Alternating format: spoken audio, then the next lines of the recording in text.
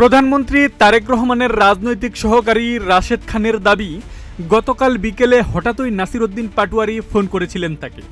Phone করে নাসিরউদ্দিন পাটোয়ারি তাকে বলেন, আপনি যেন আমার বিরুদ্ধে আর কিছু না বলেন, আমিও আপনার বিরুদ্ধে কিছু বলবো না।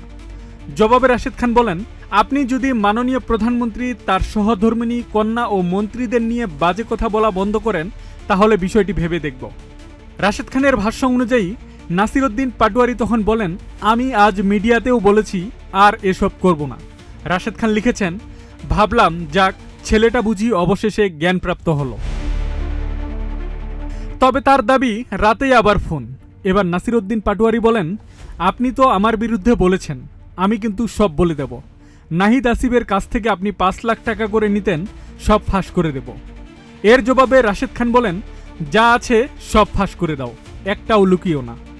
এরপর নাসিরউদ্দিন পাটোয়ারি বলেন, আপনি ফ্ল্যাট কিনেছেন, সব ডকুমেন্টস আমার কাছে আছে, এসব থেকে বাঁচতেই বিএনপিতে যোগ দিয়েছেন। রাশেদ খান বলেন, আমার কোনো ফ্ল্যাট নেই, আর নাহিদ আসিফের কাছ থেকে জীবনে 1 টাকাও নেইনি। আমার সম্পর্কে যা তথ্য আছে সব প্রকাশ করে দাও। পোস্টের শেষ দিকে রাশেদ খান লেখেন, প্রথম ফোনটা পেয়ে ভেবেছিলাম ছেলেটা হয়তো নিজের ভুল বুঝেছে, তাই সুযোগ দেওয়ার কথা ভাবছিলাম, কিন্তু আজই দেখলাম সেই পুরনো ক্যাসেট আবার চালু, কথা রাখার আগেই আবার আবোল তাবোল বলা শুরু করেছে। আব্দুল সালাম, প্রজন্ম 24।